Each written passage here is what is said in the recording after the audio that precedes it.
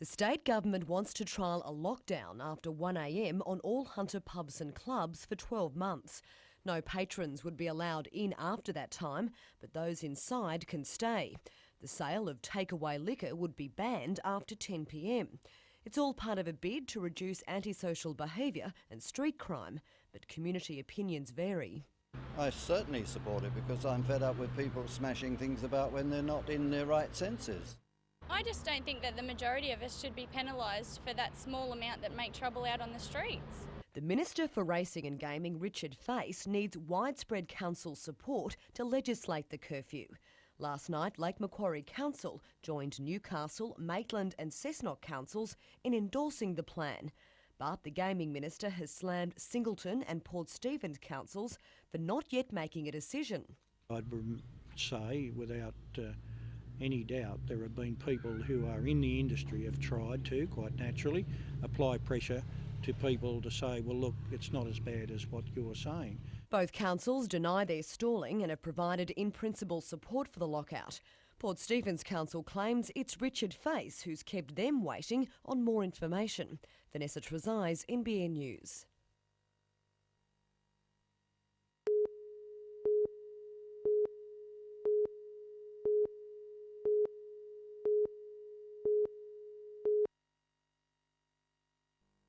A resounding call for Newcastle buses to be given new vehicles, not Sydney's hand-me-downs, has prompted the state government to make the purchase, which will be on the road from February next year.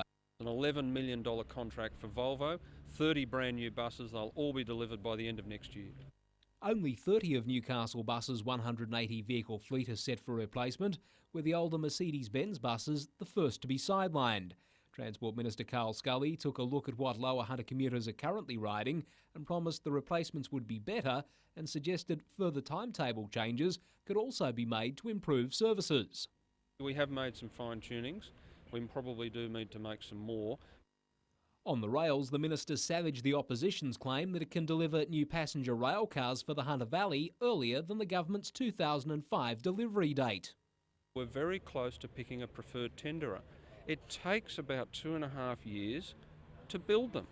You just can't bring it forward. Carl Scully's also revealed the Hunter's taking up plenty of space on his desk at the moment. He's currently assessing new reports on Newcastle's multi-purpose shipping terminal and Murrundi's Liverpool Range rail tunnel. Announcements are pending on both projects. Gary Blair, NBN News.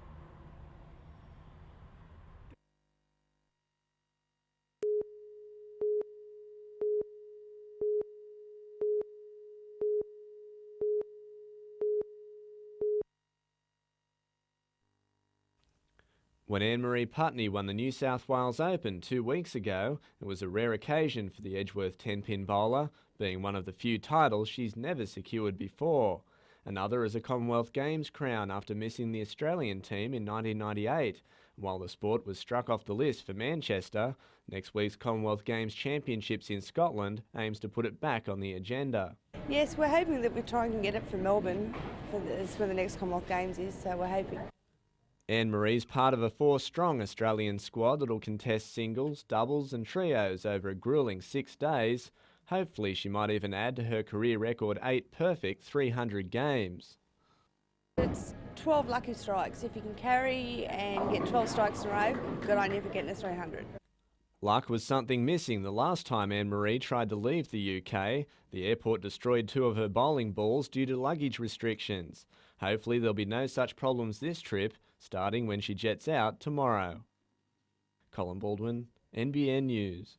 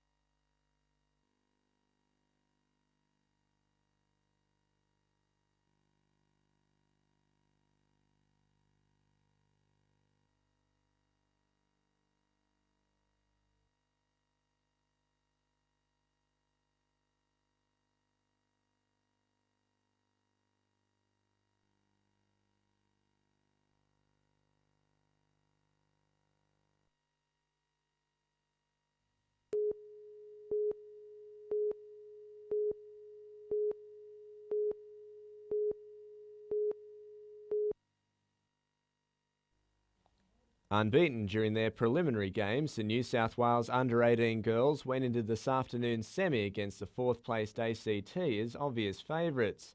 They didn't disappoint either, maintaining a healthy lead throughout with Renee Camino doing the most damage with 24. Fellow All-Australian squad member Michaela Domkins bagged 13, while the Central Coast Danielle Ralph also chipped in to see her team set up a showdown with Victoria tomorrow. The same opponent awaits their male counterparts, with the under-18 boys also accounting for the ACT in the semis, while the Central Coast Jacob Lukowski put his body on the line. Mitch Brennan and Anthony Labka were again lethal in attack, posting 29 and 20 points respectively. Dominating the boards at both ends, the boys won 105 to 83. Meantime, the under-12 boys and girls continued their pool matches today, with the boys having both a win and a loss, while the girls are still looking dangerous in their division. Colin Baldwin, NBN News.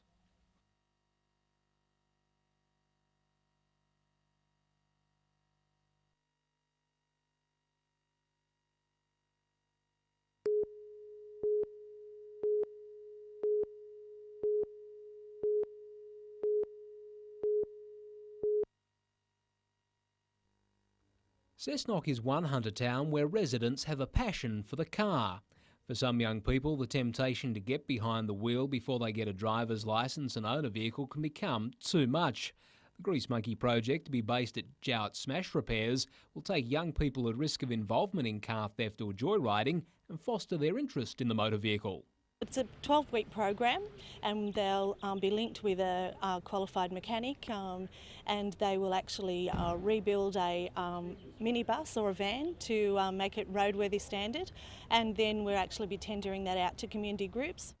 Grease Monkeys has attracted $10,000 from the NRMA's Crime Safe program, with the balance of the $18,000 coming from the state government and Cessnock Council. The Bureau of Crime Statistics last year ranked Cessnock among the state's top 20 car theft hotspots.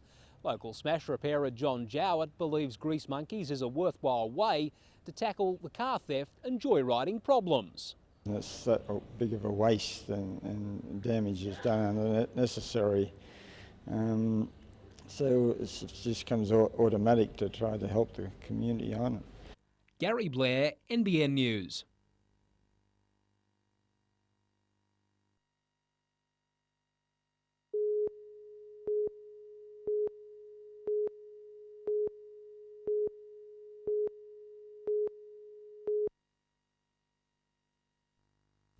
This virtual maze was just one of the challenges for the young scientists. Students had to use their skills of probability, as only 20 squares were designated to lead them to the end. The Super Challenge series also called for versatility, from cracking computer codes to mastering catapults or designing fast boats. You have to be willing to learn from what you observe when something doesn't work quite as you think it's going to work, and then you've got to then change your approach. 8 high schools from regional New South Wales made it through to today's final, including San Clemente at Mayfield and Warners Bay High. Morris College from Canberra took out the series, while St Joseph's in Aberdeen came second. Meanwhile, 3 local primary schools are set to benefit from the Raymond Terrace Arts Show, which will be open tonight. In its 35th year, the show has attracted 420 entries, making it a hard task for judging today. There's always a few gems in any art prize like this, and certainly there are a number here that really do stand out, which makes the task very difficult. Yeah. The winning works will be on display at the Raymond Terrace High School Hall until Sunday afternoon. Lyndall Derrick, NBN News.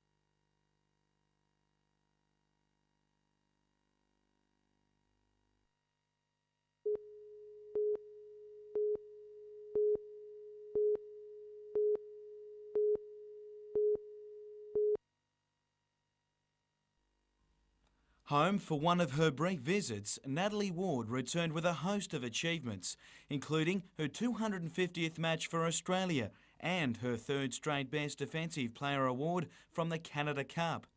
Coupled with helping her Japanese pro team into second spot, it's been a great year for the Katara player. Personally, I was really happy. I've probably played the best I've played in a good couple of years, so that was really pleasing for me. But however, it wasn't such a good year for the national team, placing 5th at the World Series. For the first time in the dual Olympian's career, she'll have to qualify for Athens 2004. So now it means we go into a qualifier with New Zealand, possibly Korea, so it'll be a bit of a rivalry between us and the Kiwis. For now, Nat will soon return to Japan for the remainder of the season. Athletics Australia officials will be keen observers of Sunday's Lake Macquarie Half Marathon, with the event being considered to incorporate the National Championship. Some 500 competitors are expected to greet the starter on Sunday morning. And in netball, Charlestown take on St George tomorrow in Sydney for the right to play the Hunters in the State League Division 3 Grand Final. It's a big day off court as well, with Netball Australia to hand down their decision on the possibility of basing a National League team in Newcastle. Jim Callanan, NBN News.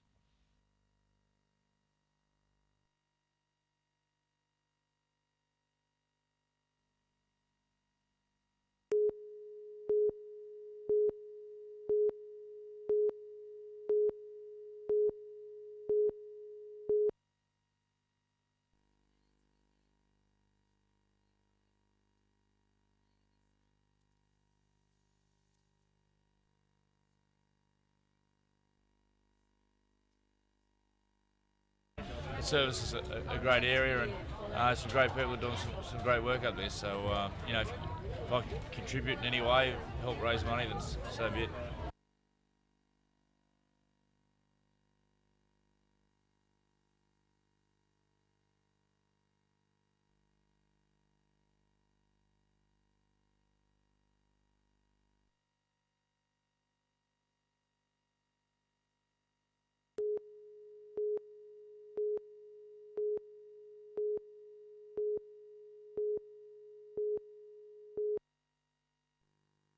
Callaghan Senior College's Fine Arts program is only in its second year and already attracting attention from education officials.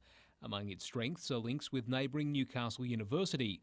A mentor program allows HSC visual arts students at Jesmond to buddy up with fourth-year students from the uni. As Katie Wilson prepares her final HSC work, mentoring has proved valuable. And I was a bit unsure of the techniques and how to go about it, and the expertise that they had from the skills that they've learned at university have helped me to develop my skills further in that region. Mentor and teaching student Anna Hubbard wishes she could have had the same opportunities when she was doing her HSC. It would have been fantastic to have somebody there that you could have just said, what do you think of my idea? How can I improve it? What techniques can I use? Teachers are seeing the benefits, with Callaghan expected to increase its presence in the annual HSC Art Express exhibition. Students are certainly working much harder and are more motivated and producing much higher quality and standard of work. Gary Blair, NBN News.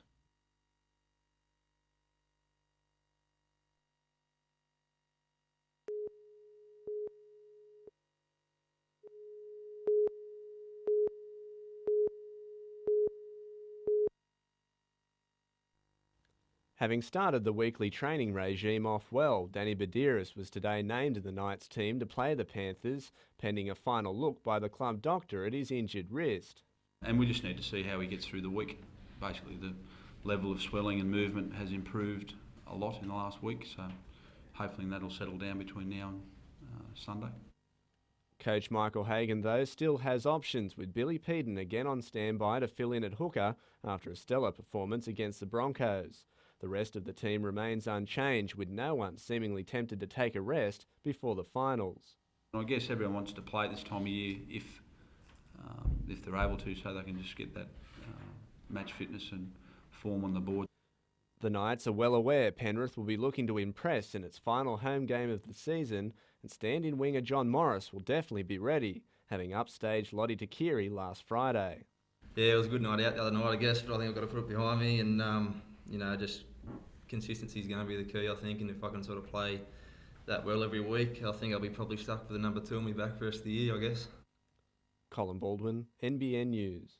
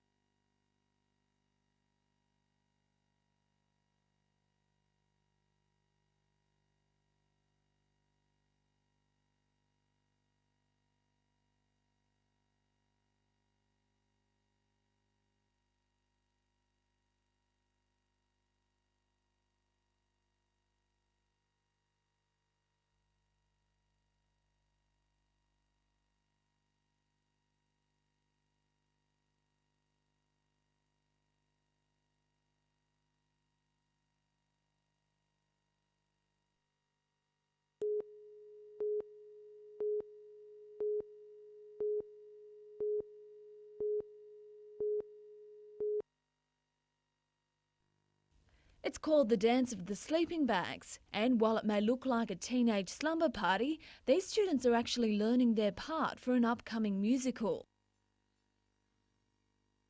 The musical will cap off a week-long camp at the Moyuna Bay Sport and Recreation Centre. Students from 40 schools are taking part in the camp, learning everything from creating sets to acting out the scenes. Meanwhile, the red curtain is set to open tomorrow night on The Sound of Music.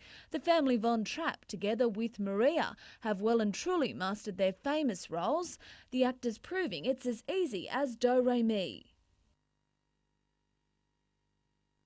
The production runs for 3 weeks at Newcastle University's Griffith Duncan Theatre. A special performance will be held on Tuesday the 10th of September, with all proceeds going to the NBN Telethon. Lyndall Derrick, NBN News.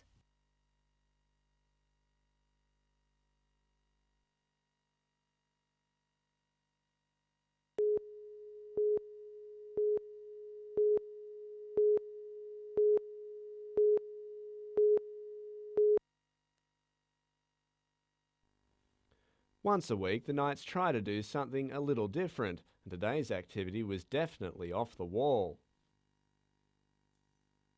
Josh Perry suggested the indoor rock climbing expedition, and after a few goes, parts of him were regretting it. My forearms are, that's for sure, but it's a bit scarier than I thought. Once we got up the top there, it's pretty high. While the big forwards built more like a mountain, the backs found gravity a little easier to defy. Sean Rudder and Anthony Quinn, two that certainly looked the part.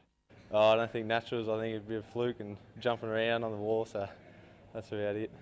Staying on top of the ladder, however, will have nothing to do with luck. Penrith might be only watching from below, but come Sunday afternoon, their position on the table will count for nothing. The team's seen a step up for us, and especially at home, so it's not going to be easy, that's for sure. Colin Baldwin, NBN News.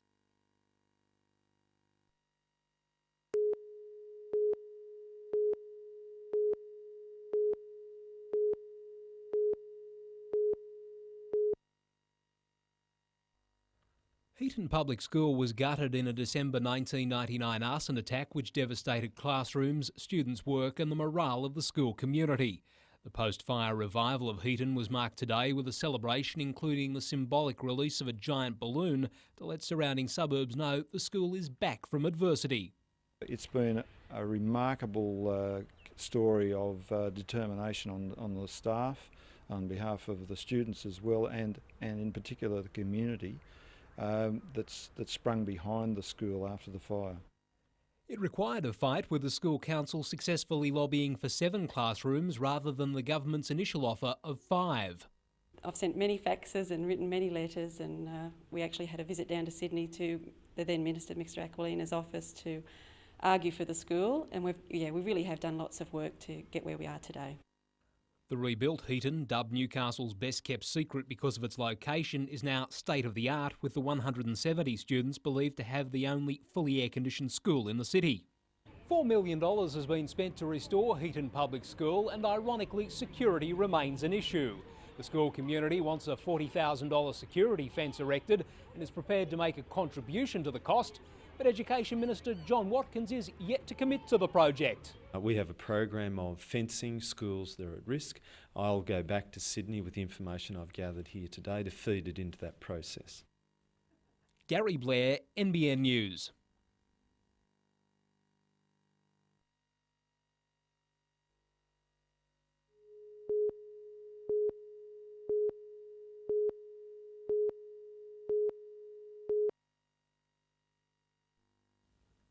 Named in honour of one of their administrators, the Rose Quade Trophy Series started well for the Kiwis, scoring after 10 minutes. Shelley Lidlow hit back for Australia in what began a busy few minutes, with New Zealand soon following suit. Lidlow again drawing the reigning champions level before half-time. The future Hockeyroos then missed a wealth of opportunities in the second, while the Kiwis made the most of theirs to win 3-2. Game 2 will be held on Friday night. Meantime, in Aussie rules, the Glendale Technology High girls have won the State Secondary Schools comp, beating St Patrick's Sutherland in the final by 1 point in extra time. To some slightly younger stars of tomorrow, and 4 Newcastle figure skaters are back at their home rink after impressive performances at the New South Wales Championships. Kelly Alder, Casey Neal, Emma Hook and Cara Johnson were the first skaters from Hunter Ice Skating Stadium to compete at state level, Kelly and Casey claiming second and third in their respective divisions. Even more impressive, the fact the girls have only been in the sport for 18 months.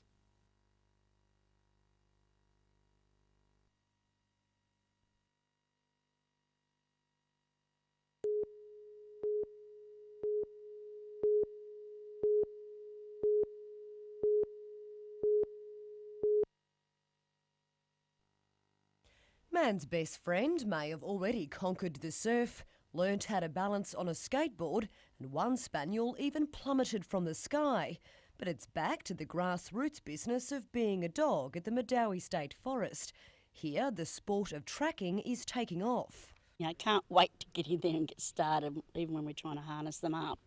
Let me go, let me go. Australia-wide, 100 ground-sniffing canines and their handlers compete in tracking competitions. It's not a job for the faint-hearted pooch. They sniff out socks that have been strapped to a human body for 24 hours, along an 800-metre to 1.2-kilometre trail on a 10-metre lead. At the end is a person known as a hider, who provided the sock scent, waiting with food rewards. We're doing it for the dogs, not for our sake. Just to add a dimension to their world. The fauna and the flora is not interfered with at all. None of it. The native wildlife. It still hangs around. Like you get kangaroos coming across our tracks, you get foxes and rabbits. Which means the dogs are sometimes thrown off by foreign scents and even cameramen. The dog's ability often coming in handy. The dogs don't get lost, the handlers or the people do, not the dogs. Despite that, it seems there's never been a better time to let the dogs out. Vanessa Trezise, NBN News.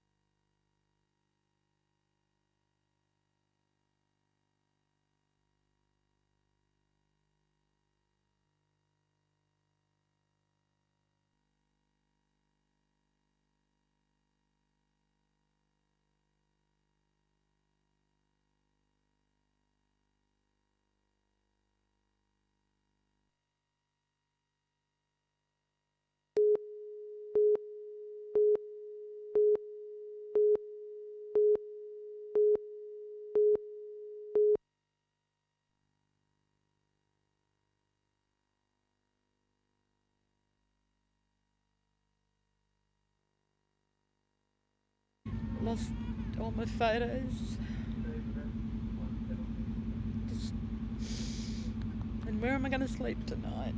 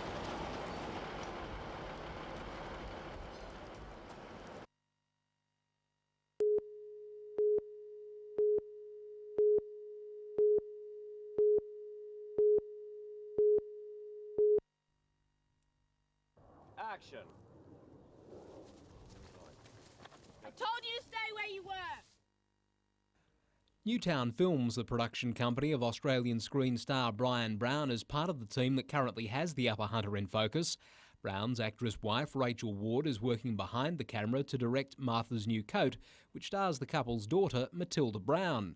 Scone and Murrurundi are just two of the locations used so far for the 50-minute film, and both have impressed the director. I mean, the towns and the houses are still the same. They haven't been ruined by, new estates, and they've still got that character and charm that they must have had for a long time. The coming-of-age drama tells the story of Martha and her younger sister trying to find Martha's natural father. However, the better life she hopes for fails to eventuate. The presence of 30 crew members and the cast is providing an education for local residents. It's interesting just to see all the people that it takes to make one scene. Shooting for Martha's New Coat next week moves to Nelson Bay and Maitland. There's still one role to fill, with an old Valiant or Falcon station wagon with a tow bar needed for the Maitland shoot next Wednesday. I needed one that looks like it's been around the traps for a few years. Gary Blair, NBN News.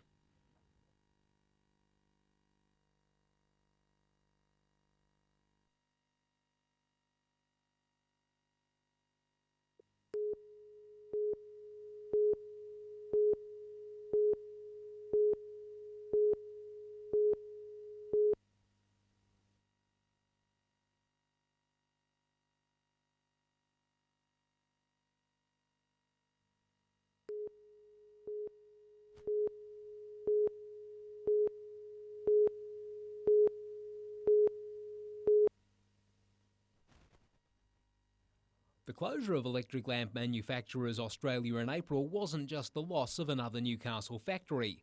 It ended Australian production of light globes and fluorescent tubes. 4 months after the closure and the loss of 220 jobs, the federal government has angered local MP Sharon Grierson by advising her of a $60,000 grant for the company. If you visualise an empty factory and this cheque, it doesn't sit very well, and certainly he should have been told to be sensitive to the current situation in making this sort of a letter available publicly. The Austrade payment is for the development of export markets. Elmer was sending its products to 24 countries but stopped production because of competition from imports, falling world prices for its goods and continuing financial losses. Trade Minister Mark Vaile has defended the payment. He says Elmer could only make a claim for the reimbursement of its export expenses in July, and the company is entitled to the money because it's still listed as a solvent trading enterprise.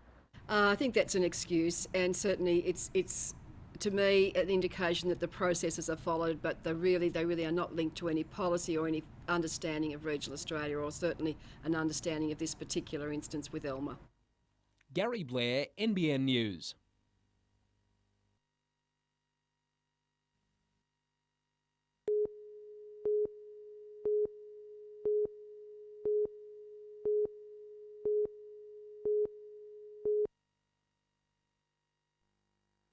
Sean Hogan was recovering at home today, his face still swollen after yesterday's attack. It happened before classes began at Curry High School. His mother says he was punched 4 times in the mouth and twice in the head by another Year 7 student. You take your kids to school, you feel that they're going to be safe. I mean, that's the environment what you're supposed to get from a school, but this is just unbelievable. The attack was particularly frightening for the 12-year-old, as he's been diagnosed with post-traumatic stress disorder. The school does know about this disorder. The school has got an aid in place for him to help him through the system. Police are investigating the attack. The school says it was an isolated incident. Violence in schools is not tolerated. It's not tolerated here, and we do have a range of sanctions under our discipline policy, and we implemented those yesterday. The student at the centre of the allegations is believed to have been suspended from school.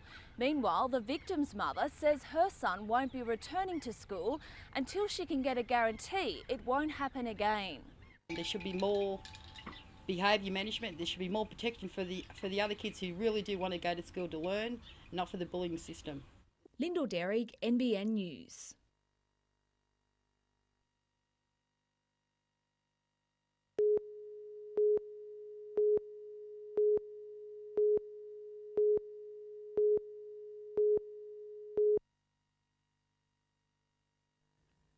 Neither of the remaining sides were keen to see the Northern Blues progress this far in the finals race. 2 punishing semi-final wins has them in top form and with few injury troubles. Not so Western Suburbs. The Rosellas are feeling the strains of a long campaign and know the Blues, armed with one of the biggest packs in the competition, won't do them any favours on Sunday. They will get into us. They're a big, intimidating mob. We've just got to be prepared for that, weather the storm and keep playing our footy. Some in the Northern Blues camp still rue their stumble in last year's finals campaign, where the side came off 12 straight wins only to crash out before the grand final. And the players, I would like to think, have smelt the coffee a bit and learned from last year. It certainly seems as though they have. Improved discipline and defence has been the cornerstone of their game in recent weeks. West can blow anyone out of the water, and if we let them on the front foot, they'll probably do that. So basically we just got to get in their faces and make sure we stay there for 80 minutes. The winner will play Lakes in the decider. It's down to Wanderers and Nelson Bay as to who'll take on Hamilton in Newcastle on Hunter Rugby's grand final. The 2 Blues and the Gropers meet tomorrow at the Garden Sporting Complex.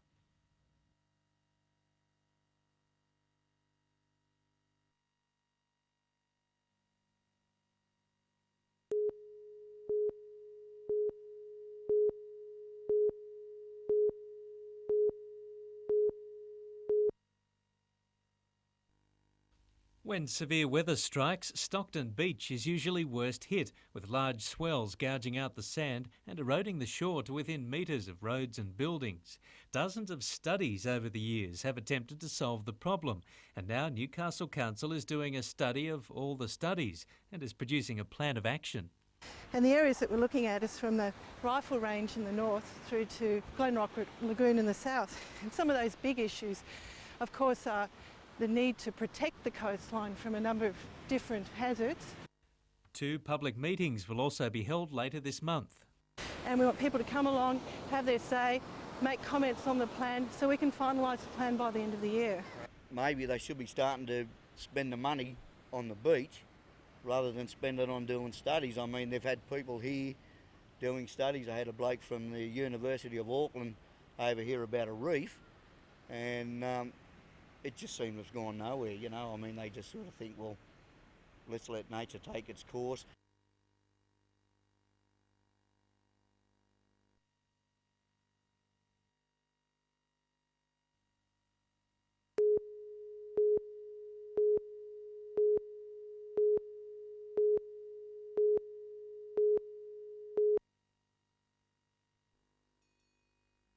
Miniature modellers will tell you that size doesn't matter.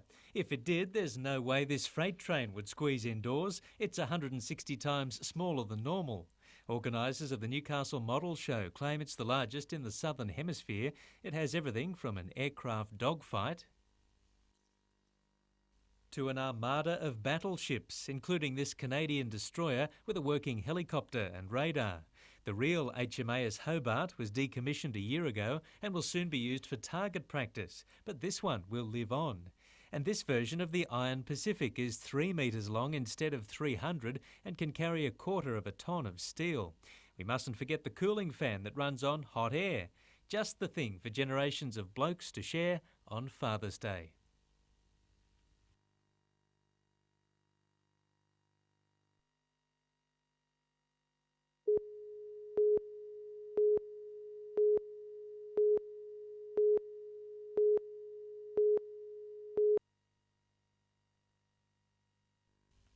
The first day of spring and the bushfire danger period saw brigade crews in Cessnock battle a grass fire. Luckily for owners of adjoining property, the blaze, which is believed to have been deliberately lit, was brought under control relatively quickly. With the current weather conditions that we have, the strong winds, fire got up and took a fairly strong run to the east from here and has burned out approximately 10 to 15 hectares. The drought that's currently affecting most of the state and memories of last year's Christmas have seen the Rural Fire Service take the unprecedented step of bringing the bushfire danger period forward a month across the east coast. Even with the fires last year, our fuel loads are still high, and subsequently we've brought our bushfire danger period forward because of that reason. In northern New South Wales, it extends as far west as Narrabri. Anyone wanting to light a fire has to first obtain a permit. But despite all the precautions, the forecast isn't good this summer for firefighters and property owners alike. We're in for a fairly busy season, probably just as busy, if not busier than last season. Colin Robinson, NBN News.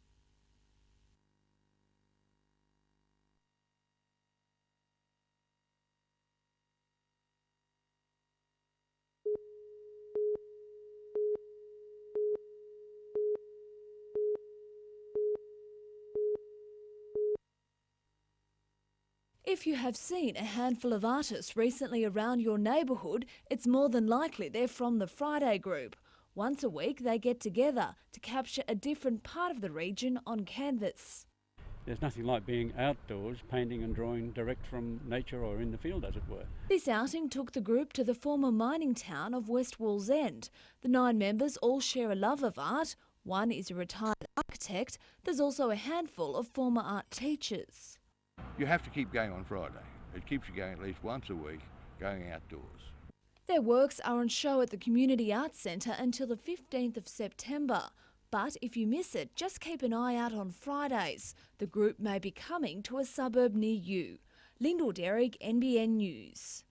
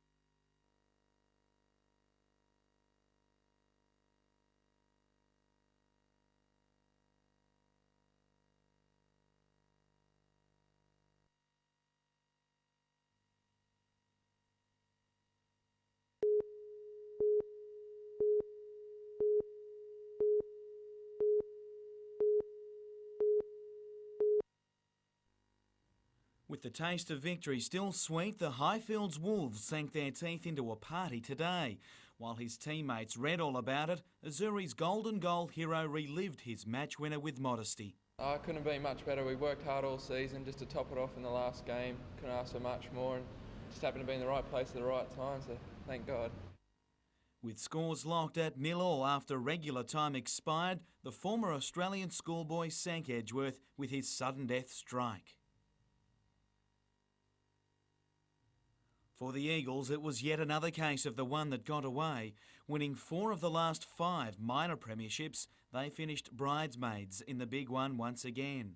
At Edgeworth Bowling Club, 24 top 4s teams have begun battling for the annual $10,000 championship. Rex Johnston was in great form for the defending Australian team in its first game. Taking on former winning skip Neville Downs, the Aussies were too strong. The New South Wales Institute of Sport 4 were also showing off with some classy shots.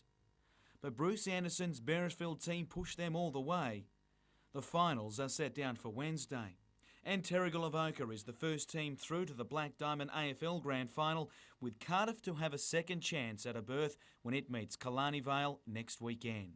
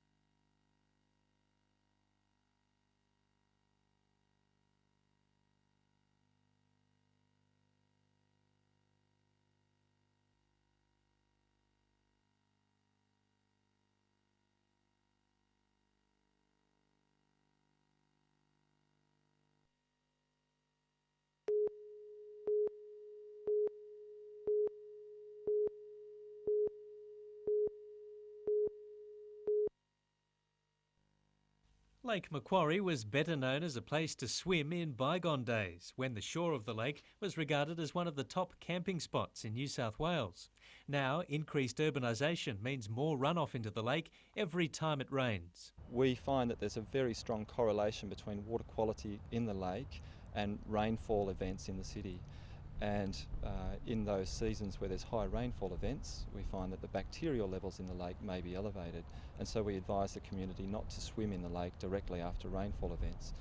The council has approached the Environment Protection Authority for funding to conduct regular testing of the water in 25 locations to find the areas of least risk to swimmers. The results will be published on the internet and in newspapers, where the community will be able to look up a particular site, find out what the background levels of bacterial contaminants might be, and just how safe it is to swim in those sites. Meantime, Lake Council has decided to remodel part of the Swansea Channel by straightening out the dog leg at Swan Bay. It's hoped the next phase, costing $500,000, will leave the channel with a depth of 2.5 metres in time for the Christmas holidays. Paul Lobb, NBN News.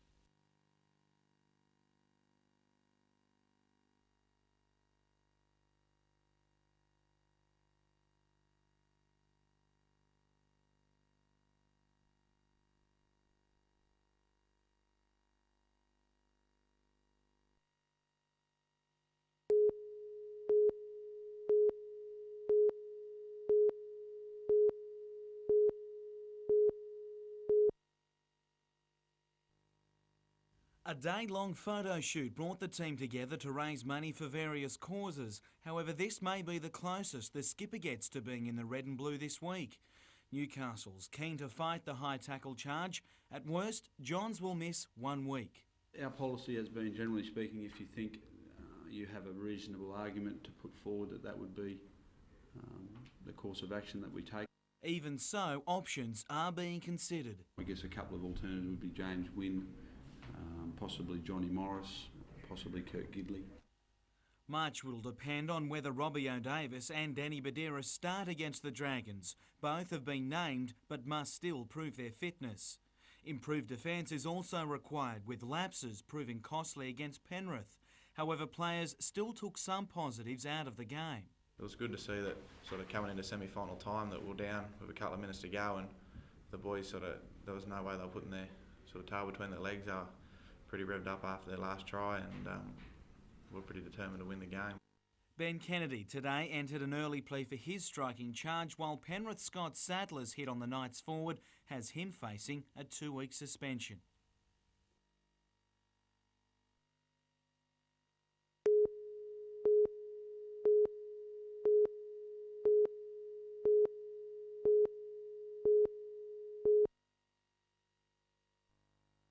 Since winning silver at Sydney 2000, the expectation to perform has remained high for the Opals, despite their turnover in personnel. Ranked world number 2, the pending 4-team series that includes Brazil, France and Olympic gold medalists America will go a long way to finding where Australia really sits in the world order. It'll be a good test for us, but it shows where we're at before the World Championships, and if we ever have to meet them in the World Championships, maybe in the gold medal game, it's a good test for us here right now. A younger and taller Australian squad is being moulded around American-based professionals Penny Taylor and All-Star Lauren Jackson. An Opal since she was 16, Jackson can't wait to catch up with the USA side and her old rival Lisa Leslie. Definitely, I like pretty much everyone on that team except for her. So it's she's the best player in the world, and I have respect for her like that. And personally, we really don't get along. The Aussies will play France on Friday night before meeting America the following evening in what will be their first clash since Sydney 2000. For Newcastle's own Susie Batkovic, it's an experience to savour in her hometown. It just doesn't feel real at the moment. I think when I get the green and gold bodysuit on and get out to our first game, I think it really hit me then, but I'm very excited. The US and France arrive on Thursday.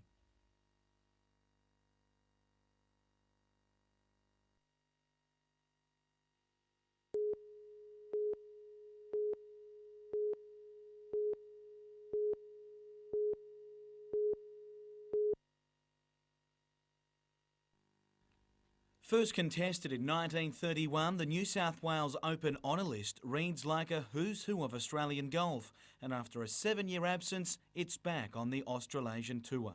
Well, when you look at the history of the New South Wales Open, it's been probably the number 2 or 3 tournament in the country.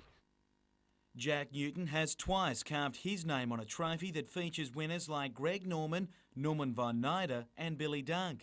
He rates those wins up alongside his Australian Open title and is pleased to be named honorary president in its comeback year. So I'm really pleased that it's back on the calendar. I know many of the players wanted this tournament back on the schedule above all else. Prestige alone should be enough to lure the country's best, but given it's a tour event and the perfect lead-up to the Australian Open, it's almost a must-play. The prize money earned from this event goes towards the Australasian Tour Order of Merit, and it's very important through to the end of December when the deadline, so to speak, comes off and players within the top 100 earn full exempt status for next year. For added incentive, anyone who aces the par 15 during the event will also take home a $50,000 boat. It's been almost 30 years since an event has been held in the Hunter of this magnitude, and we certainly want to put on a good show.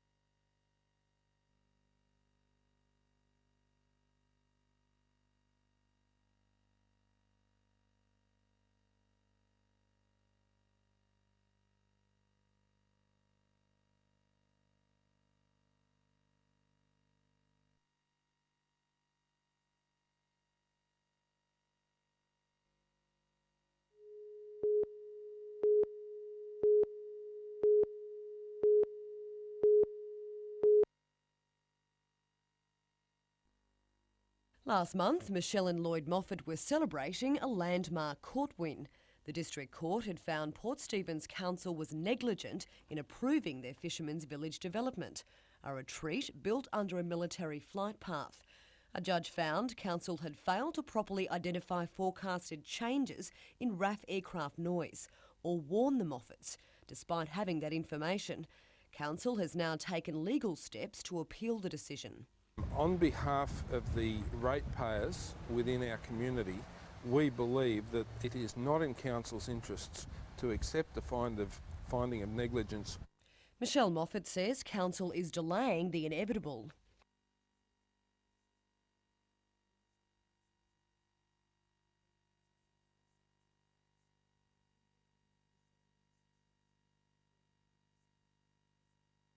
The appeal could delay an impending compensation hearing. Meantime, there's anger over Council's decision to pull the plug on a community consultative committee. For the past 4 years, warring parties in the aircraft noise debate have met to discuss the issues, but Council has cancelled all future meetings, citing legal concerns. Vanessa Trezise, NBN News.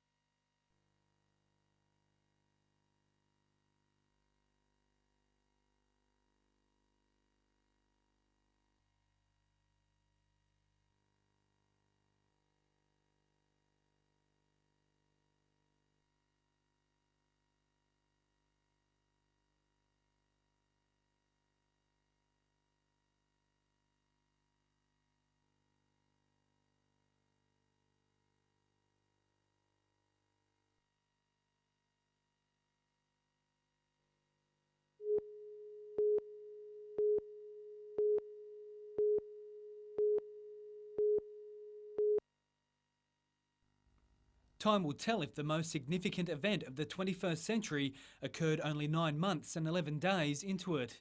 There's no doubting the terrorist attacks on the Twin Towers did and continues to affect people. But what impact did it have on Australians half a world away? Fourth-year Newcastle University Psychology Honours student Kathy Dynan sampled 165 people from around the country for a study and found that 28% were exhibiting post-traumatic stress disorder symptoms. And we found that people that watched more television in that 24-hour period after the attacks were actually much more likely to exhibit the post-traumatic stress symptoms. Some of the other effects include a shift in attitude towards overseas travel. Some participants changed or cancelled travel plans. 13% now avoid tall buildings, and 15% said while they knew it was wrong, they were now suspicious of people from a Middle Eastern background. But the results weren't all negative. 25% of people said that they now have changed their life philosophy and are more interested in their family as a result of the attack. So they cherish their family more and tell them they love them and also live for each day. Cullen Robinson, NBN News.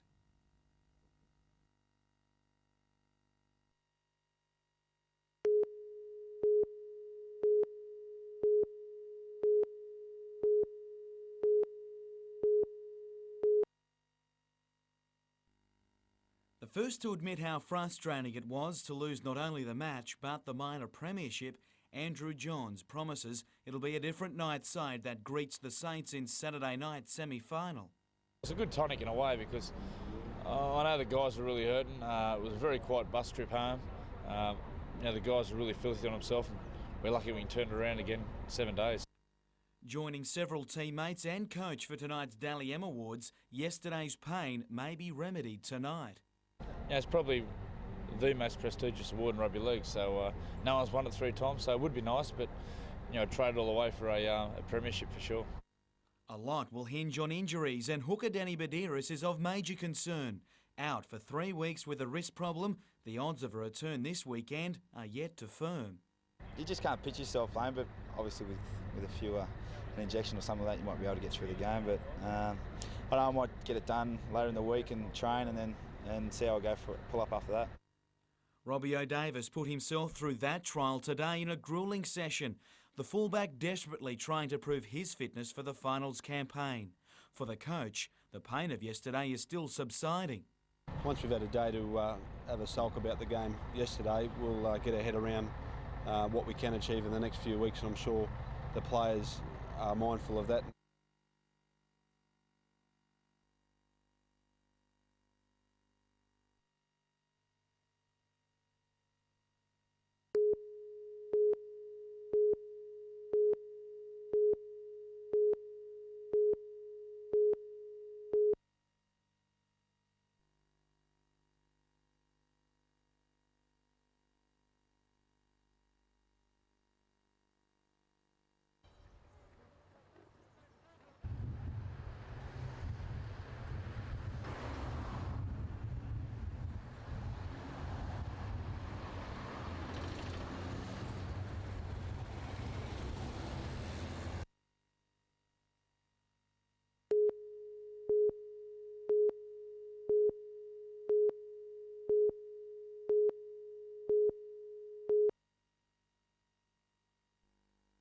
Named Branch of the Year for the second time in 3 years, Hunter Surf Life Saving is certainly doing the right things as far as the decision makers are concerned. After months of tendering, the branch has won the right to host the opening round of the new look Kellogg's National Surf Life Saving Series at Newcastle Beach on January 12. Great place to be, natural amphitheatre, Newcastle Beach, the same as you see with Surf Fest and all the other events that they have here. The club is no stranger to hosting such meets, with some 15,000 people expected to either compete or watch the 2-day event. There's qualifying for it on the day before as well, under a new format that they have. And it's not just the Ironman event, it's all events in surf life saving, and we have the women and the men's.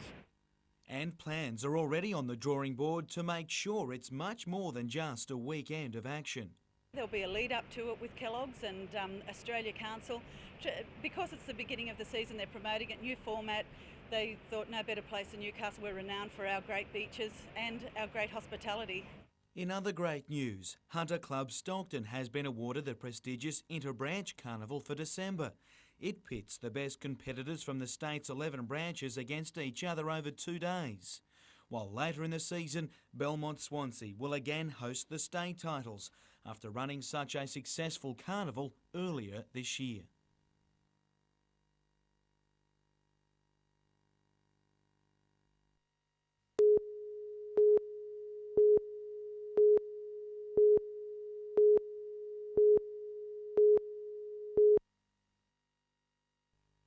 Thousands of people were attracted to the lake because of the many parcels of semi-rural or hobby farm land on offer. But Lake Macquarie Council has invented a new zoning to replace some hobby farms called environmental living that will place more restrictions on land use with the aim of protecting native wildlife. Locals say their land values will plummet. The thief that jumps into your house and steals something off you for 10 grand, that's fine, you can go and get it on insurance. These guys are going to take 200 grand off us, and we've got no recourse whatsoever. The changes are contained in a draft local environment plan that will be sent to the Planning Minister for approval later this year. Council has no evidence that land values will decrease. We note that land values generally in the city have increased. Some say tighter restrictions on their hobby farms could force them out. To have a dream of living close to the city, to be near our children and grandchildren, and yet to have a rural lifestyle. It was 12 months it took us to find something like this close to the city area, and now we find that we may have to move. And if the councillors don't do something about this, they're taking our retirement, they're taking all our benefits from us, our 4 children. The council has already listened to the people and has made significant change to the draft LEP, and that's what's reflected now in this revised exhibition. Paul Lobb, NBN News.